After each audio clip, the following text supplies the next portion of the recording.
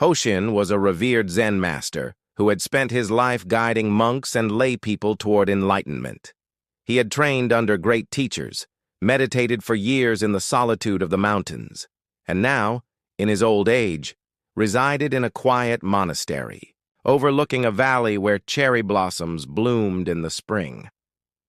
One morning, as the mist settled over the hills, Hoshin gathered his disciples in the meditation hall.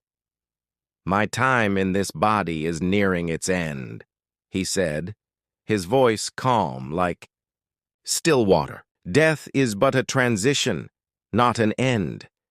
Do not cling to sorrow, for the moon still shines even if the clouds drift past." His disciples bowed their heads, a mixture of reverence and sorrow weighing their hearts.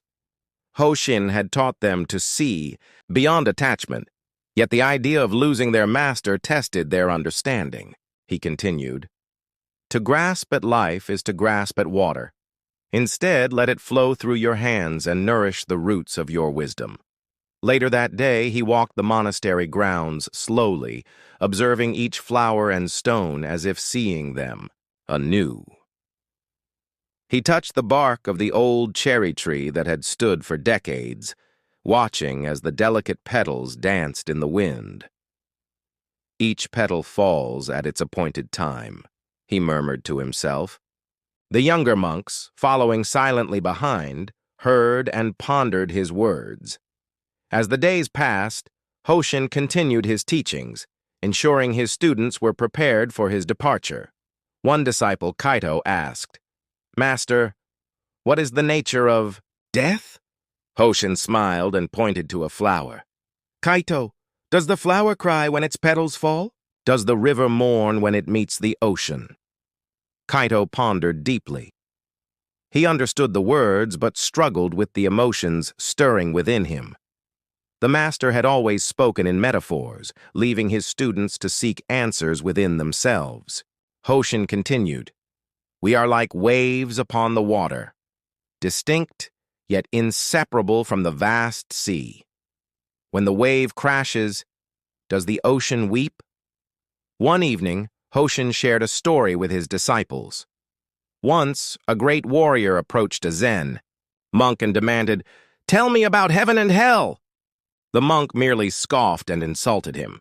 Enraged, the warrior raised his sword, but the monk said, "Here opens the gate to hell." The warrior realized his foolishness and lowered his blade.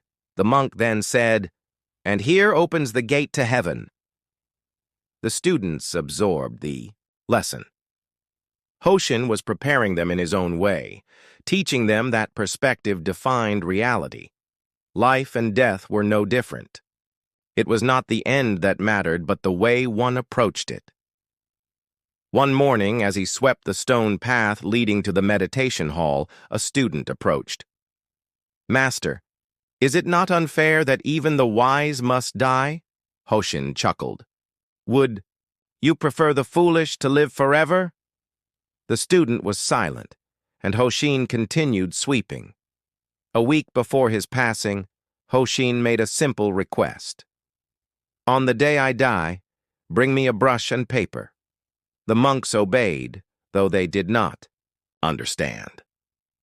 As the moment of his passing approached, Hoshin sat upright, serene as the mountain air. He took the brush, dipped it in ink, and wrote his final poem. "I came from emptiness. I return to emptiness.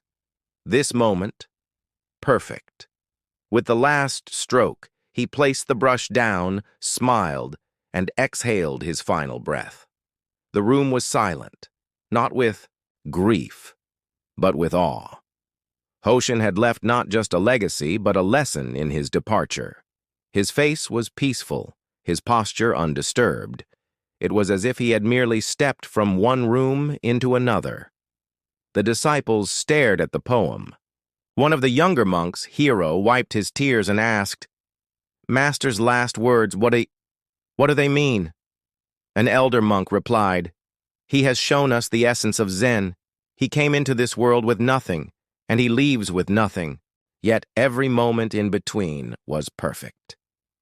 The students reflected deeply. Some found peace instantly, while others wrestled with their emotions.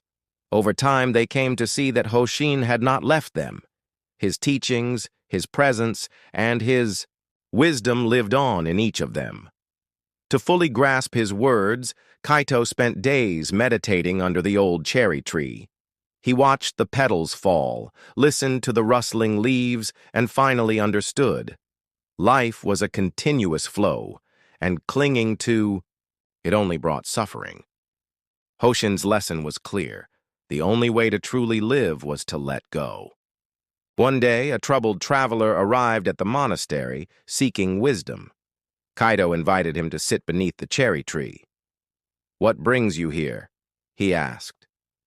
"I fear death," the traveler admitted.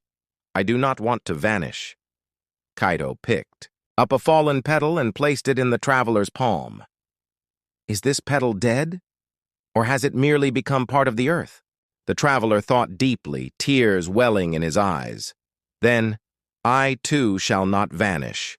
And so, Hoshin's legacy lived on, not in his body, but in the enlightenment he had sparked in others. His last poem was not a farewell, it was an eternal teaching. One day, a young monk asked Kaito, "Master, if we return to emptiness, why do we strive in this world?"